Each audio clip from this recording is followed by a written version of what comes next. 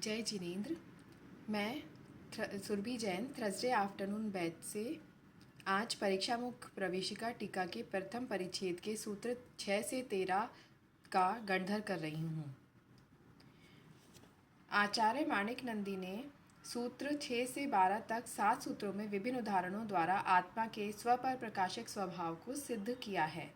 वह इस प्रकार है। सूत्र 6 में स्वान्मुक्तया प्रतिभासनम स्वस्य व्यवसायः अर्थात अपने आप के सन्मुख होने पर जो अपने आप की प्रतीति होती है उससे अपना निश्चय एवं निर्णय होता है। यहाँ आचार्य श्री ये बताना चाहते हैं कि स्व के सन्मुख होने पर ही स्वयं की प्रतीति होती है, जैसे यह ही मैं हूँ। किसी अन्य पदार्थ से यह ज्ञान नहीं होता। स्व या आत्मा के ज्ञान में तो स्व या आत्मा ही आवश्यक और अनिवार्य है। अन्य पदार्थ तो सहयोगी मात्र हैं, जैसे जिनवाणी आत्मा के ज्ञान कराने में सहयोगी मात्र है। आत्मा का ज्ञान तो हमें आत्मा से ही होगा। सूत्र 7 में आचार्य कहते हैं कि अर्थ की ओर देखने से अर्थ का निर्णय होता है। अर्थ से यहाँ आशय पदार्थ से है, उसी प्रकार स्वयं को देखने से स्वनिर्णय होता है। अतः ज्ञान पर के साथ साथ स्व को भी जानता है, क्योंकि ज्ञान का स्वभाव स्व पर प्रकाशक है।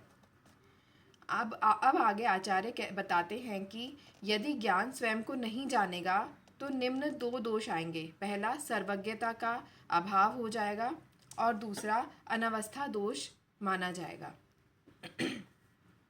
अब आगे सूत्र 8 में आचार्य यह कहना चाहते हैं कि जब भी आप किसी भी पदार्थ को जानेंगे तब आप स्वयं को भी जानोगे ही।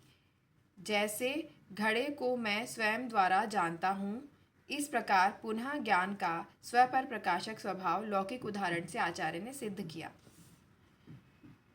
अब आगे सूत्र 9 में कारकों के उदाहरण से आचार्य कहते हैं कि जब भी ज्ञान अपने विषयभूत किसी पदार्थ को जानता है तब वह कर्ता करण क्रिया को भी जानता है। जैसे मैं घड़े को जानता हूँ, इस वाक्य में मैं और हूँ द्वारा आत्मा की सत्ता का भी ज्ञान होता है।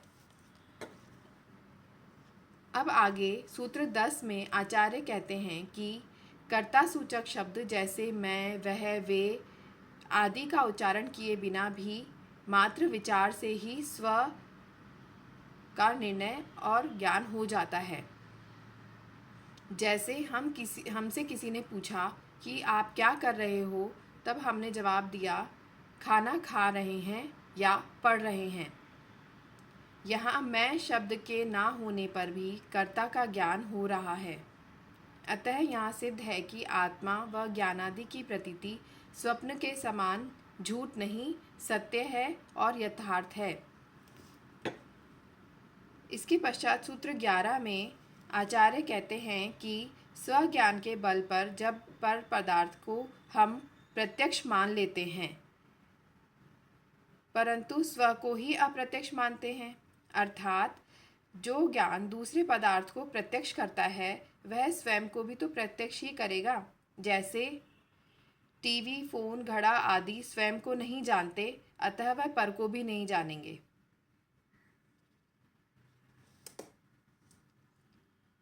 यहाँ इसके आगे 12वें सूत्र में आचार्य दीपक के उदाहरण से बताते हैं कि जैसे दीपक स्वयं को प्रकाशित करता हुआ पर पदार्थों को भी प्रकाशित करता है, उसी प्रकार ज्ञान भी स्वयं जानते हुए पर पदार्थों जैसे कपड़ा, घर, मकान इत्यादि को भी जानता है। इस प्रकार उपरोक्त सभी सूत्रों में हमने जाना कि स्व की प्रतीति के बिना सारा लौकिक ज्ञान व्यर्थ है, मिथ्या है, और स्वयं की प्रतीति के साथ दुनिया का थोड़ा ज्ञान भी सार्थक है, सम्यक है। यही सम्यक प्रमाण है। अब आगे सूत्र 13 में आचार्य प्रमाण की प्रमाणता को सिद्ध करते हैं। आचार्य कहते हैं कि पदार्थों को यथावत जानने का निर्णय 2 प्रकार से होता है।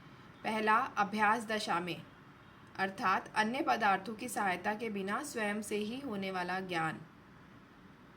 दूसरा है अनभ्यास दशा में, अर्थात अन्य पर पदार्थों की सहायता से होने वाला ज्ञान।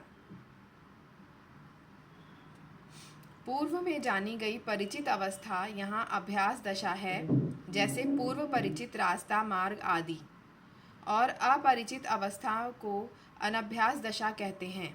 जैसे किसी नई जगह या मार्ग की जानकारी के लिए हम गूगल मैप का सहयोग लेते हैं या किसी से पूछकर मार्ग का पता लगाते हैं। जय जिनेंद्र।